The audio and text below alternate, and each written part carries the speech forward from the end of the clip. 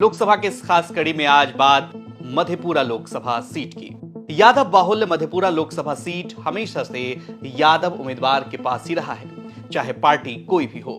1967 से हुए पहले लोकसभा चुनाव का मामला हो या फिर 2019 का चुनाव, प्रमुख पार्टियां यहां अपने उम्मीदवार भी यादव जाति के ही चुनते रहे हैं।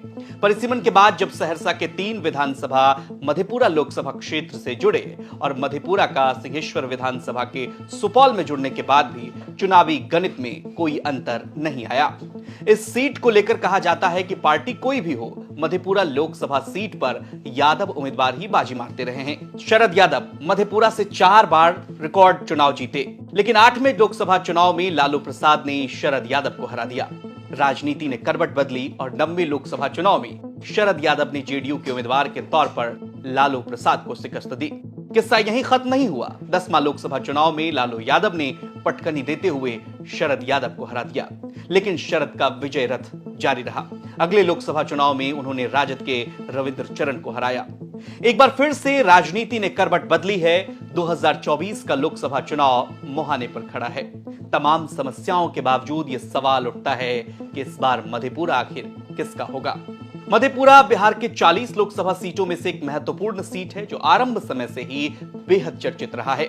मधेपुरा लोकसभा क्षेत्र के अंतर्गत 2009 के नए परिसीमन के बाद मधेपुरा जिले के 3 विधानसभा क्षेत्र आलमनगर, बिहारीगंज और मधेपुरा, जबकि सहरसा जिले के 3 विधानसभा क्षेत्र सोनबरसा जो सुरक्षित सीट है, सहरसा तथा महेशी हैं। इन 6 विधानसभा क्षेत्र को मिलाकर मधेपुरा लोकसभा क्षेत्र बना। मधेपुरा लोकसभा क्षेत्र में यदि विधानसभा वार प्रतिनिधित्व देखा जाए तो 6 में से 4 विधानसभा सीटों पर जेडीयू का कब्जा है, जिनमें आलमनगर, बिहारीगंज, सोनबरसा और महेशी सीट शामिल है, जबकि आरजेडी के खाते में मधेपुरा सदर की सीट और सहरसा की सीट पर बीजेपी के विधायक काबिज हैं। आलमनगर की बात करें तो नरेंद्र यादव जेडीयू से यहां विधायक हैं। बिहारीगंज में निरंजन कुमार मेहता जेडीयू से हैं। मधेपुरा सदर से प्रोफेसर चंद्रशेखर आरजेडी से। सोनबरसा से सुरक्षित सीट रत्नेश सदा मंत्री भी हैं जेडीयू कोटे से। सहरसा आलोक रंजन झा बीजेपी यहां से हैं और महेशी सीट से गुंजेश्वर साह जेडीयू के विधायक हैं। लगभग 19 लाख मतदाता वाले मधेपुरा लोकसभा क्षेत्र में 22% यादव और 12% मुस्लिम वोटर बताए जाते हैं। बाकी 2 से 7% वोटर वाले 14 जातियों में सवर्ण और दलित समेत पिछड़ी जातियों से जुड़े मतदाताओं की तादाद यादव मुस्लिम वोटर के मुकाबले दुगुने से भी कुछ ज्यादा ही है। मधेपुरा लोकसभा क्षेत्र के सांसद सीट की बात करें तो 2019 के लोकसभा चुनाव में जेडीयू के दिनेश चंद यादव ने आरजेडी के शरद यादव को 3 लाख से भी ज्यादा मतों से शिकस्त दी थी, जबकि 2014 के चुनाव की बात करें तो आरजेडी के पप्पू यादव ने जेडीयू के शरद यादव को 3 लाख वोटों से पराजित किया था। मधेपुरा लोकसभा के इतिहास में बिहार के पूर्व मुख्यमंत्री और मंडल आयोग के जनक बीपी मंडल 1967 में, शरद यादव 1991, 1996 और 2009 में और आरजेडी सुप्रीमो लालू प्रसाद यादव 1998 और 2004 में यहां से सांसद रह चुके हैं। मधेपुरा लोकसभा क्षेत्र की समस्याओं पर बात करें तो एनएच 106 और 107 का अधूरा निर्माण, सहरसा में ओवरब्रिज का निर्माण, उद्योग धंधे का विकास नहीं, ग्रामीण इलाकों में कई जगहों पर अभी भी इस समय में भी जब 2024 का लोकसभा चुनाव मुहाने पे है, चचरी पुल के सहारे आवागमन हो रहा है। कृषि और क्षेत्र में रोजगार की बात करें तो वहां भी दयनीय स्थिति। मेडिकल कॉलेज में समुचित इलाज की व्यवस्था जिसमें भारी कमी देखने को मिलती है। रेल इंजन कारखाना बनने के बाद भी स्थानीय लोगों के लिए रोजगार के अवसर नहीं मिलते, ये लोगों का आरोप है।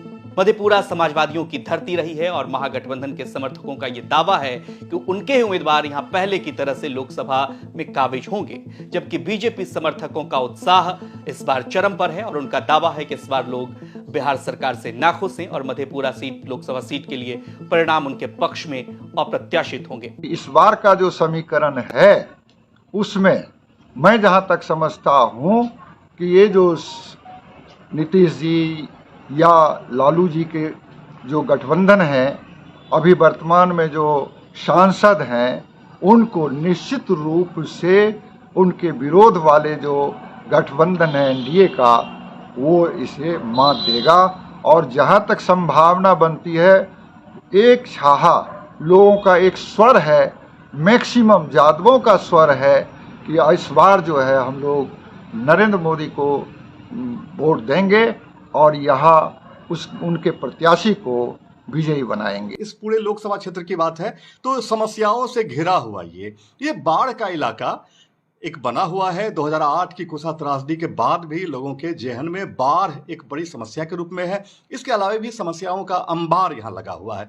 नेता बहुत हुए हैं यहाँ से कहने को कि मधेपुरा से ढेर सारे नेता हुए हैं और फिर पूरे लोकसभा या विधानसभा क्षेत्र से बहुत सारे नेता हुए हैं जिन नेताओं ने पूरे देश स्तर पर कहें या फिर विश्व स्तर पर अपना नाम तो प्रचारित किया है, लेकिन हकीकत में बहुत सारे लोगों का ये कहना है कि नेता तो खूब हुए हैं लेकिन विकास उस हिसाब से जिस हिसाब से होना चाहिए, विकास से ये इलाका अभी भी कोसों दूर है। जनता की तमाम समस्याएं क्या चुनाव में जनता के लिए मुद्दा बन पाएगी? क्या जनता अपने प्रतिनिधियों से ये सवाल पूछेगी? ये सवाल बेहद ही अहम है।